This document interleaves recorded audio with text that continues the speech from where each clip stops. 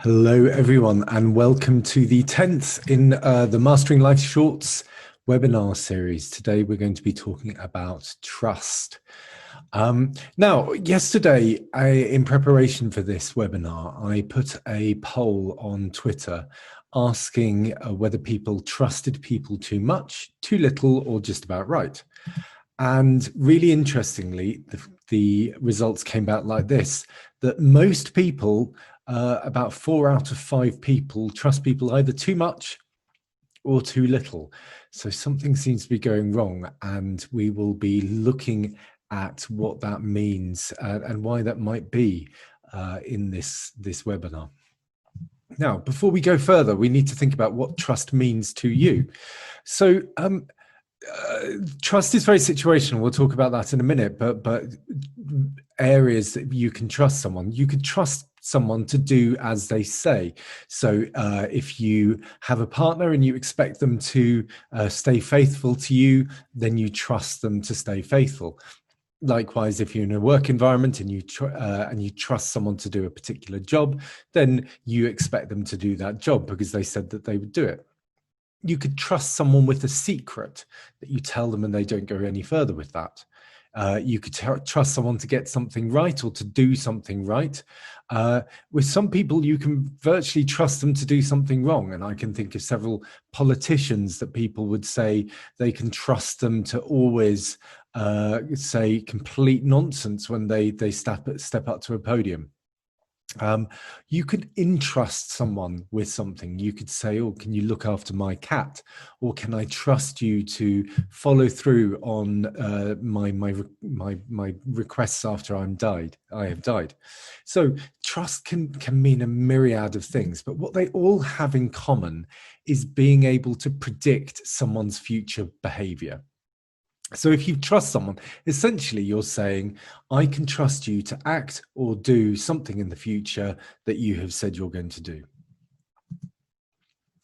Now, as I mentioned before, trust is situational. So you can totally trust some people in one situation, but not in another. So for example, you could potentially really trust someone, your best friend, with spending an evening with your significant other and nothing happens. But at the same time, you would not trust that same best friend to give you financial advice, or vice versa. Some people would be great at financial advice, but you wouldn't want to leave them in a room with your significant other. Who knows? So we have different levels of trust for different people. And one of the exercises in the Mastering Life ebook that you can download from my website is thinking about where you need trust and putting things into an order of trust, a trustometer. But we're going to look at it from a different angle today. So one question is, how do you know who to trust? Okay, so imagine you are looking to buy a used car and you go into a used car showroom and you're greeted by this young man. He smiles at you when you come in. He gives you a firm handshake. He looks you in the eye when he's talking to you. He's wearing a smart suit. The car looks nice. Do you trust him to buy a car off him? Now, ultimately, it's very difficult to tell from those things alone because those things are quite normal. And one of the things about trust and being trusting people is that we tend to look at normality as neutral. If someone does all the normal things, just walking down the street, wearing a nice clothes, smiling when they greet you, basic handshake in a non-COVID, it has to be said, non-COVID meeting situation, then they're no more or less trustworthy than anyone else. Now, imagine the day before you had been in the local park and you'd seen this same guy who you happened to come across in the car showroom, and he'd been swearing at old grandmothers and stealing candies from babies. Would you trust him to buy a car from him? Now, the strange thing is that you probably wouldn't, but why? Because nothing about the behaviors in the park tells you anything about his trustworthiness in the car showroom. But for some reason, our idea of trustworthiness sticks. Likewise, if the day before you had seen this guy and he was working in the local homeless shelter, giving out free meals to the homeless, then maybe you would trust him more because you think, oh, he's a great guy and I can trust him. And we're all guilty of this halo effect of trusting people in the wrong way or distrusting people for the wrong reasons. Now, the point about whether something is out of the ordinary comes down to whether what happens then. So if something is much better than you expect, then you are more likely to trust someone. So, for example, when you walk into a shop, it's unusual to be given a cup of coffee. And some shops, they will give you a cup of coffee, and that's to increase your level of trust. There's a bit of reciprocity in there too, where you're likely to be reciprocal in they've given you something, so you're going to give them something back. There's also the idea, so this salesman is likely to give you the keys to the used car, and if he does that, he's saying, I trust you. And again, this reciprocal nature of trust comes back, and you think, oh, if you trust me, I must be able to trust you.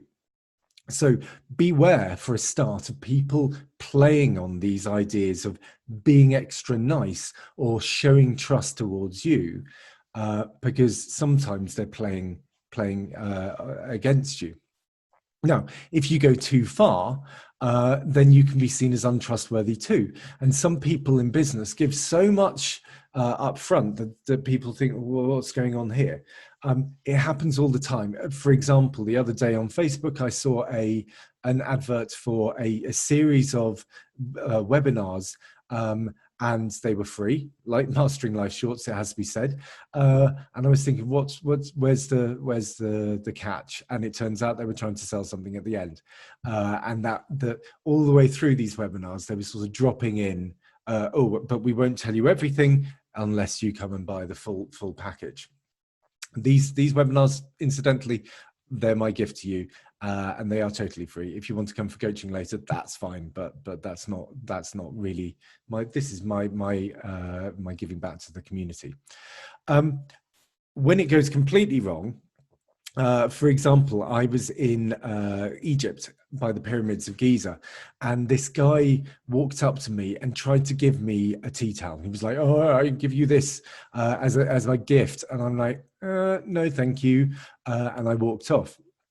My colleague, who was far more trusting and ridiculously trusting, he took the free tea towel. And of course, what happens next is that he was sold a load of stuff, and he walked away from the pyramids with a load of tat, several tea towels, souvenirs, pieces of junk, all of which he'd paid for because someone had approached him and tried to say, well, I trust you by giving you a present. So I think we're a bit wary of too much that's coming from people, but also be aware of this halo effect. So again, at work, sometimes you can have someone who, that you don't trust them because they did something wrong. Is that fair in a particular situation? Or someone did something right and you continue to trust them. Is that fair? Now, breaking this down, especially if you find trust hard, there are three elements to trust: competency, reliability, and honesty. So competency, can the person do what they say they're going to do? So for example, my best friend is able to water my plants, but is not able to fly an airplane. So I'd trust him potentially to water my plants, but certainly wouldn't trust him to get behind the steering thing of an airplane. Are they reliable? Do they repeatedly do what they'll say they do? I had a slave once before who was completely unreliable. He was completely capable of cooking and cleaning and all the rest of it. And at times he would do that. And at other times, he wouldn't do it. So I couldn't rely on him to do certain things. I'd have to either ask him, shout at him, or guess that he wasn't going to do it. So therefore, I couldn't trust him to do things for me.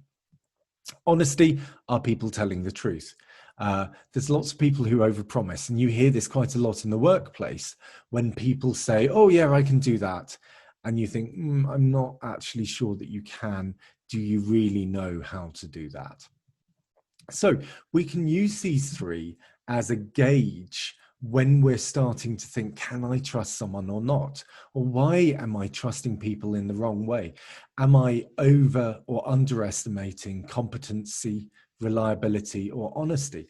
And by breaking it down like this, instead of using that halo effect of this is a good guy, therefore I can trust him, you're starting to look in detail at the situational aspects of trust. So, for example, the used car dealer, is he competent? Well, yeah, I reckon so. He probably knows his cars from each other. Is he reliable? Most of the cars come out and are as they say, and most of the time he comes out. So maybe it's 8 out of 10 for competence, 7 out of 10 for reliability. Is he honest? No. So he lies through his teeth about, you know, the low prices, which happen to have a load of markups, and he lies, you know, he's been turning back the clocks on the car or whatever it is. So we could judge the used car dealer in that way. Incidentally, I'm sure there are some good used car dealers out there. What about my friend watering the plants? Well, he's completely competent. He's completely capable of watering the plants. Will he be reliable? I don't think so. I've asked him to water the plants twice a week. I think he'll do it twice in 2 weeks if I'm lucky, 3 times at a maximum. Will he be honest? I reckon what he would say is he would do it twice and say he did it three times.